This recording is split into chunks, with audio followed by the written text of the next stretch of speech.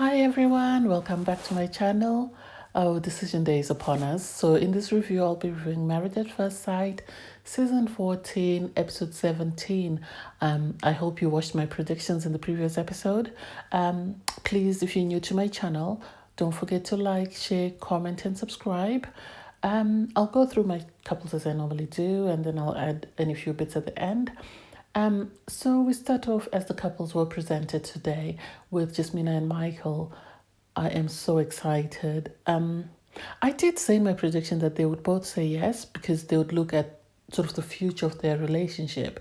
And for me, if there's a couple that has the potential to have the long, to go the long distance, it's Jasmina and Michael because they are two people. I think if Jasmina can just relax and just let go, this marriage will be successful. You can see their body language. I think it could be they've been intimate, and because she's a teacher and she wants to keep her sort of her intimacy private, this is why they keep going on about this. The fact that, we haven't yet consummated our marriage and that sort of stuff. But I think they had a very good sort of foundation in which to build on. So I was happy when they said yes because I could see, their growth and sort of see a future for them. I'm just a bit disappointed that they chose not to move in together soon after decision day. I think they should have moved in together, or they should have at least agreed on a timeline of when they were moving in together.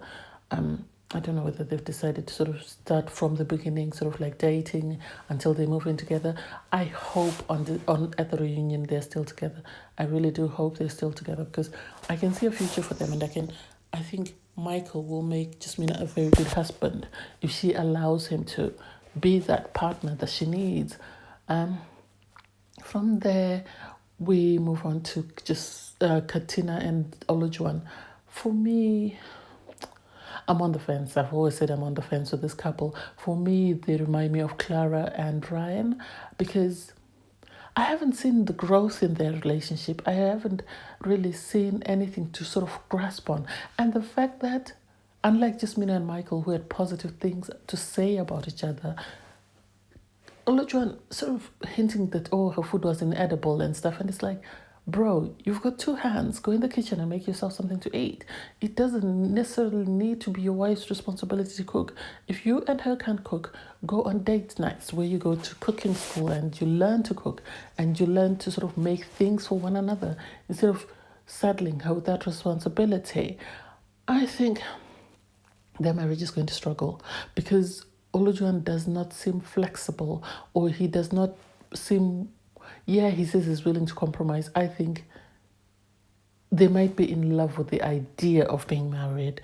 They might be in love with the idea that they said they've become intimate with the sexual side of their relationship, but I think they have a lot of work to do, and if they're not careful, it's just going to be one toxic mess until either things fall apart and they break up, or until they really go into counseling and do the work. So I don't know. I wish them all the best, but I have sort of Ryan and Clara sort of vibes coming from them. From there we go to Noy and Steve. Noy and Steve as well are another couple because I initially predicted that Jasmina and Michael would say yes, and Noy and Steve, I always knew they would say yes because Noy and Steve, I think, had the smoothest road on this season. Because on Married at First Sight, you always get that couple that their relationship, though it has minor speed bumps, but it's always easygoing. And for me, Noy and Steve have been that. So I was actually surprised, that Steve didn't give her the ring at the decision day, but I was happy that they both said yes. I think Noy is coming around to the idea that Steve is the guy that she needs. She did compliment him and what he does for her and the qualities that he brings to their relationship. I know they still work. I know they might not want to discuss, his finances in public and all that sort of thing, but they have a great foundation as well that I can see their relationship lasting a lifetime. So I hope they continue to put in the work. I hope they continue to trust one another, and I hope they continue to work on compromising. And I love the fact that Noy has realized that she can't, live in her own place and Steve live in his own place. So I hope that was just for the storyline for the season, and that by the time we get to reunion, they have moved in together. I don't know. I wish them all the best. From there, they've ended off with Lindsay and Mark. Lindsay and Mark are one couple I said Mark would always say yes, and I wasn't sure about Lindsay, and I was surprised that she said yes, because I said Lindsay has been a great support system for Mark, so I would be surprised if he wanted to let that go. He said they're moving into his nan's house and they're going to be working on that, which seems good, but they have a long way to go. They have a long way to go because they need counseling.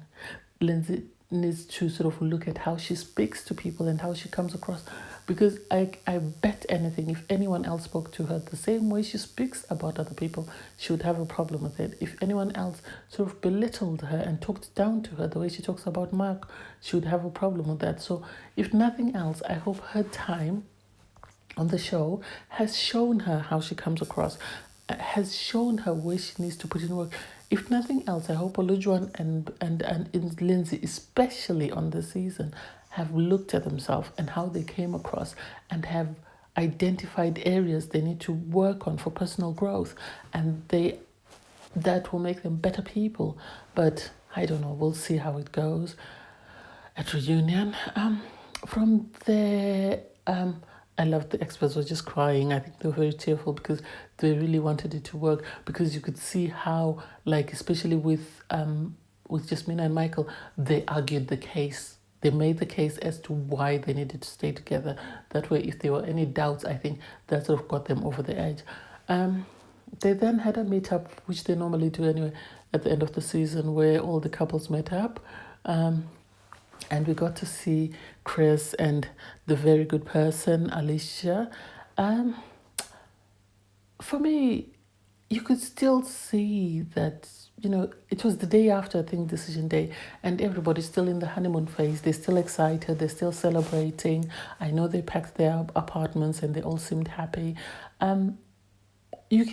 I think you can see the body language. I said this before the decision day, that you can see the body language between Jasmina and Michael, that they are becoming closer. They might not discuss what they're doing, but they are becoming closer. They seem very happy around each other. They seem very cordial around each other, which was good. I was happy when they started discussing. I think Alicia came dressed the way she came dressed because she wanted to make an impression and sort of to show everybody that she wasn't doing as badly as people thought.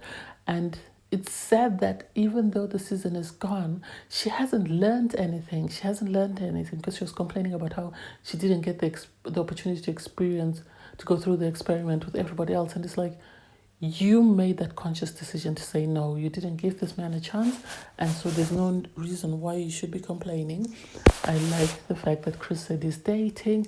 Alicia wasn't happy with that comment. You could see her face, how stone-faced she was, and everybody else was excited for him because he went through a lot. And I think, if nothing else, this opportunity has shown him what he's capable of, has shown him what he can provide in a relationship and what he's not willing to put up with, because we saw how he was quick to say, no, this is my decision day. I don't want anything else to do with this woman because she doesn't want anything to do with me, and I'm happy to move on. All the other couples were fine. I was happy that Steve finally gave Noi the ring, which was beautiful. I think Steve either owns shares in that James Allen company, or he owns the company, or they sponsor something, because the way he's promoted them on the show. But anyway, I don't know, I digress. It was a really good season, I think.